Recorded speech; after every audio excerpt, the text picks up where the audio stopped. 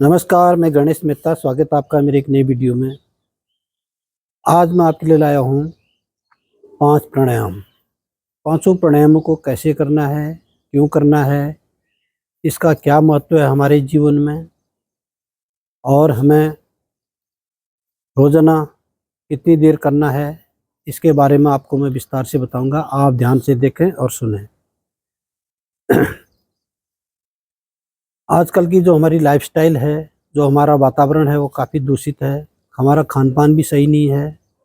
तमाम प्रकार के जो है बाज़ार की वस्तुएं खाते हैं हम लोग, और जो भी हवा पानी भी हमारा शुद्ध नहीं है। हवा में भी काफ़ी प्रदूषण है और पानी में भी जो है इतना साफ पानी नहीं है, जिसके कारण हमारे शरीर में अनेक प्रकार की बीमारियां हो जाती हैं।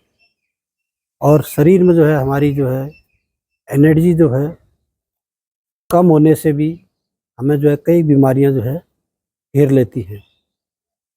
आज के समय में लगभग आदमी जो है कोई न कोई बीमारी से ग्रस्त है। इसका कारण क्या है? लोग बाग मेहनत नहीं करते हैं और ज़्यादातर बाज़ार की चीज़ों पर निर्भर रहते हैं, योग प्राणायाम नहीं करते हैं और तरह तरह के जो है भौतिकी सुख सुविधाओं के पीछे जो है भाग दौड़ में लगे रहते हैं, जिससे उनको काफ़ी चिंता होती है। लोग बाग तनाव में आ जाते हैं। काश मेरे पास ये होता, वो होता। दुनिया भर की आवश्यकताएं पाल लेते हैं लोग, और जिससे वो अपना स्वास्थ्य को भूल जाते हैं। यानी कि कमाने की होड़ में तो सभी लगे रहते हैं और अपने शरीर को ठीक करने के लिए कोई भी नहीं सोचता है। जब वो बीमार हो जाता है, फिर उसको डॉक्टर के पास जाना पड़ता है, अस्पताल में भर्ती होना पड़ता है, तब उसका पैसा पानी की तरह बहता है। तो उस समय एक अस्पताल से दूसरे अस्पताल में जाता है, तब जो है बुरा हाल होता है। परिवार की भी आर्थिक स्थिति कमज़ोर हो जाती है। जब एक आदमी बीमार होता है तो उसके ऊपर हज़ारों लाखों रुपया खर्च होता है। तो आज मैं आपको बताऊंगा, अगर आपको बीमार होने से बचना है, छोटी मोटी तकलीफ़ों में भी आदमी जो है गोलियां खाता है और योग प्राणायाम नहीं करता है। ये मेरी बात ही नहीं है, सभी की बात कर रहा हूँ मैं।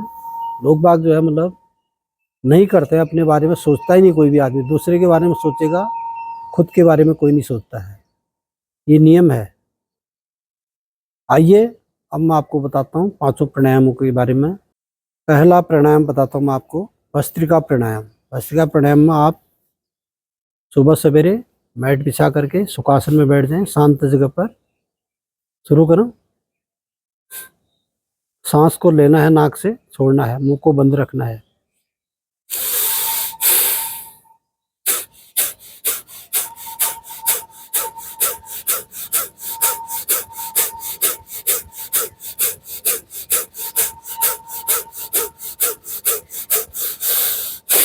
ये है भस्त्रिका प्राणायाम।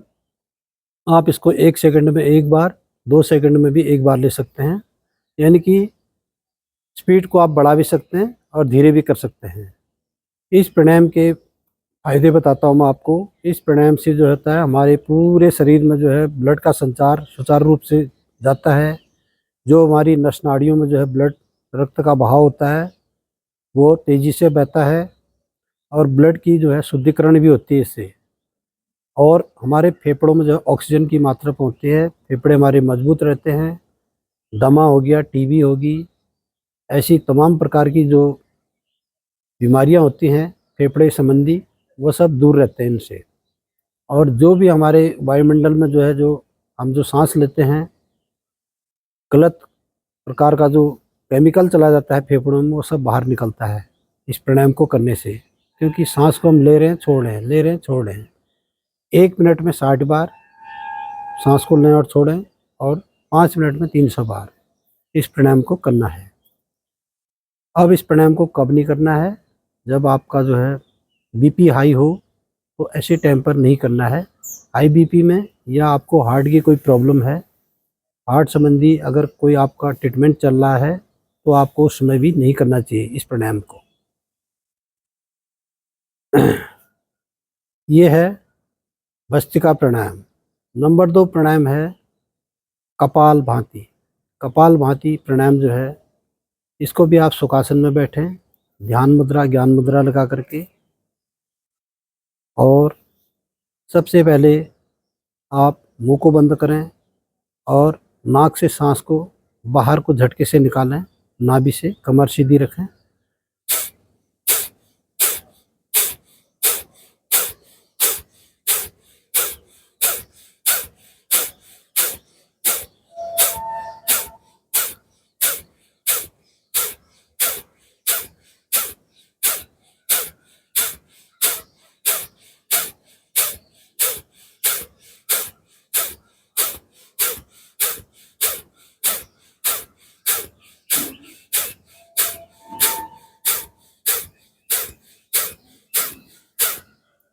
ये था कपालभाति प्राणायाम। इसको आप 5 मिनट तक कर सकते हैं, 10 मिनट भी कर सकते हैं। इस प्राणायाम के बहुत ही अच्छे फायदे हैं। इस प्राणायाम को करने से आपके पेट संबंधी जो भी हमारे ऑर्गन हैं उनकी जो है मसाज होती है। किडनी है, हार्ट है, लीवर है, डायफ्राम है, छोटी आंत, बड़ी आंत, इनका क्या होता है, एक प्रकार की मसाज होती है और ये सुचारू रूप से काम करते हैं। इनको जो है कोई भी दिक्कत नहीं होती है काम करने में। जैसे किडनी में स्टोन नहीं बनता है, लीवर है हमारा जो है सही पाचन क्रिया रहती है हमारी, और जॉन्डिस पीलिया नहीं होता है, टाइफाइड नहीं होता है। यानी कि हमारे कई चीज़ों में जो होता है, जैसे हमारा डायफ्राम है, डायफ्राम की वजह से जो होता है हमें शुगर हो जाता है। यानी कि किडनी से ही जो है, हमारे खान पान से ही जो होता है, क्या होता है, कई बार हमारे को यूरिक एसिड की शिकायत हो जाती है, प्रोस्टेट की शिकायत हो जाती है, हार्ट के ब्लॉकेज जो होते हैं, ब्लॉकेज होने लग जाते हैं, कई लोगों को जो है दिक्कत होती है। और जो हमारे पेट में जो होता है कोलेस्ट्रॉल, जो चर्बी जम जाती है, इसको धीरे धीरे कपालभाति जो होता है उसको धीरे धीरे बर्न करता है, उसको ख़त्म करता है।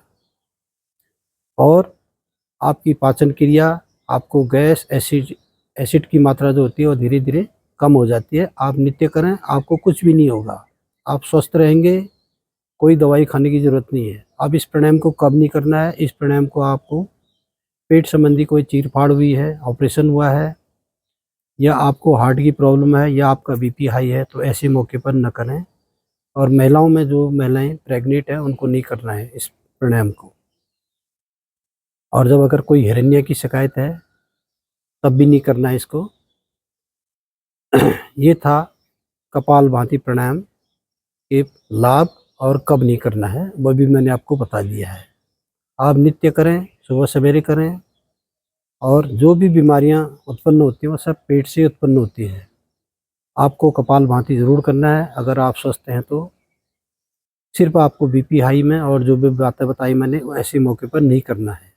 नंबर 3 प्राणायाम है कपालभाति। अनुलोम विलोम जो प्राणायाम है, ये जो है, ये देखिए, वायु मुद्रा बनाएं, दाहिनी नाक की छिद्रा को बंद करें, बाएं से सांस को लंबा लें और दाहिने से यहाँ से लें और यहाँ से छोड़ना है। एक छिद्रा को बंद रखना है, ध्यान से देखें।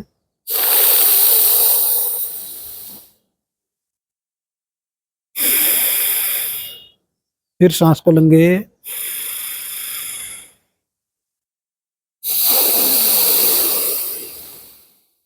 सांस को छोड़ दिया, फिर सांस को लो, छोड़ो, बंद लगाओ,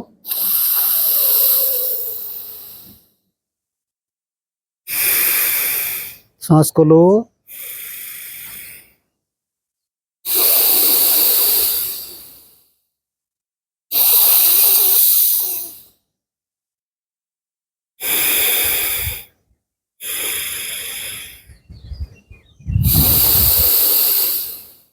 ये था अनुलोम विलोम प्राणायाम।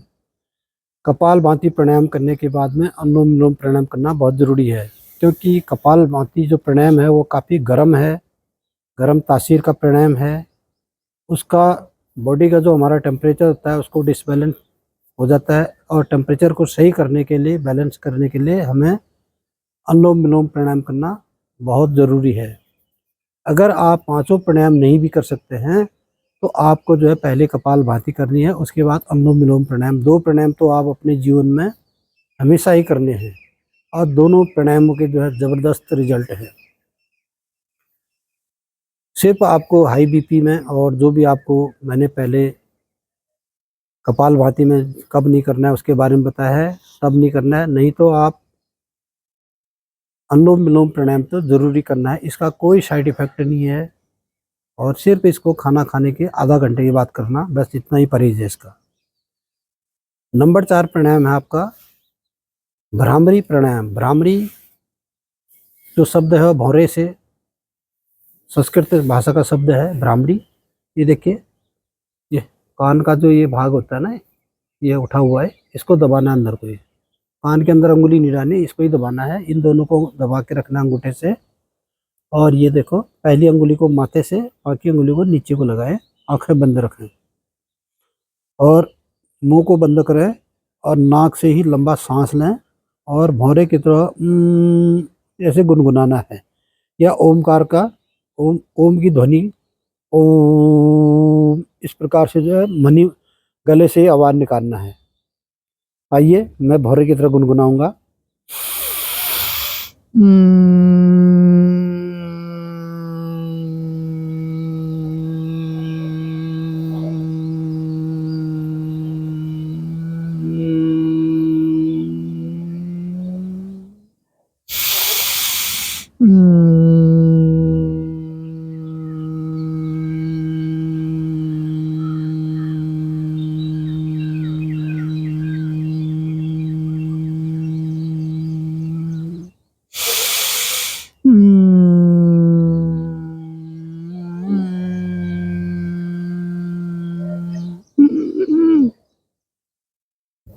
ये था भ्रामरी प्राणायाम।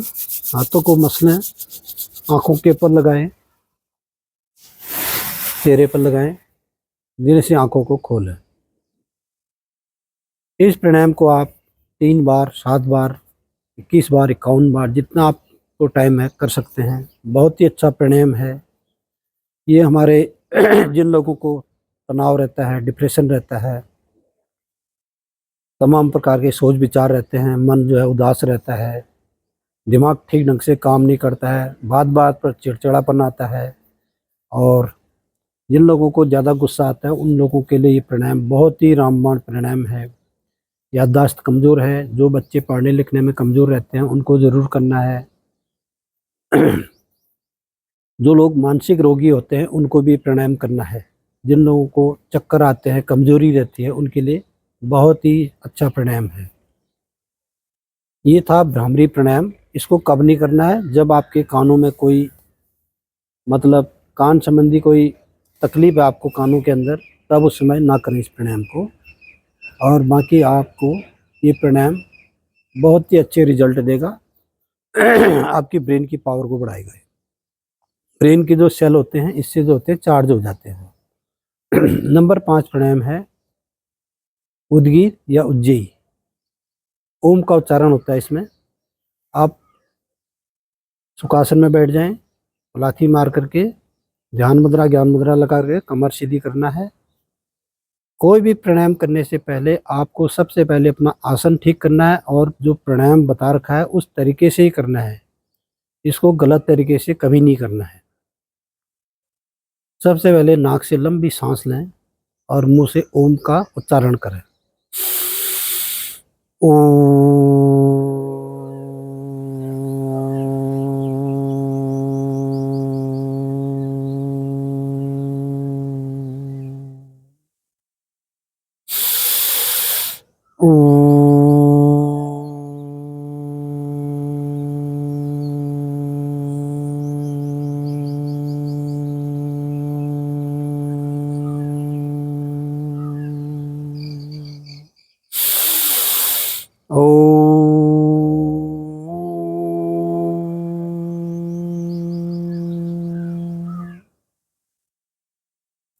ये था उद्गीत या उज्जयी प्राणायाम।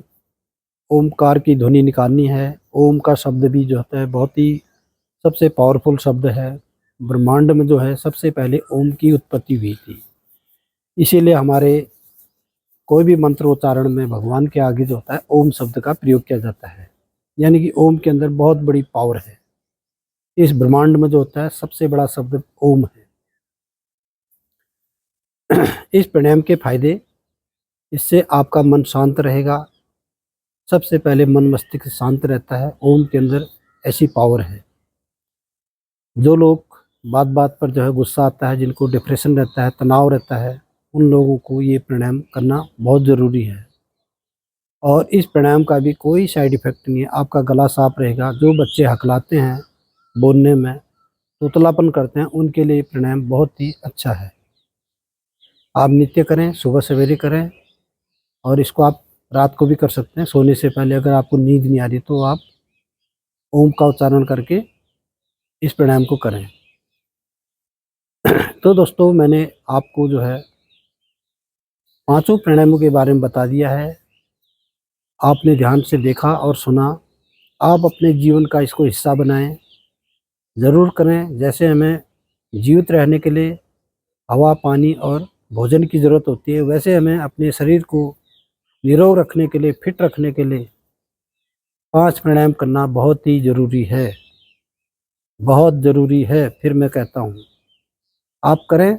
जब आप 24 घंटे में हर एक काम को कर रहे हैं, ज़रूरी कामों को कर रहे हैं, वैसे हमारे लिए ये भी एक ज़रूरी है प्राणायाम।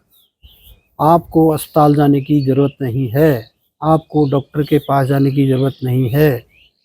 आपको जो है दवाई खाने की ज़रूरत नहीं है। क्योंकि जो है हमारा शरीर जो है हमें सांसों के ज़रिए ही जो है हमें हमेशा हेल्दी रखेगा। और हमें जो है कोई भी रोग हमारे अंदर आ नहीं सकता है। तो दोस्तों, वीडियो लंबी हो रही है। आपको वीडियो अच्छी लगी तो वीडियो को लाइक, कमेंट, शेयर करें, और नए हैं तो सब्सक्राइबर कर दें। हम आपके लिए ऐसी वीडियो लाते रहते हैं। और अगर आपको कोई कमेंट करना है तो आप कमेंट करके हमें पूछ भी सकते हैं। धन्यवाद। जय देवभूमि, जय उत्तराखंड। नमस्कार।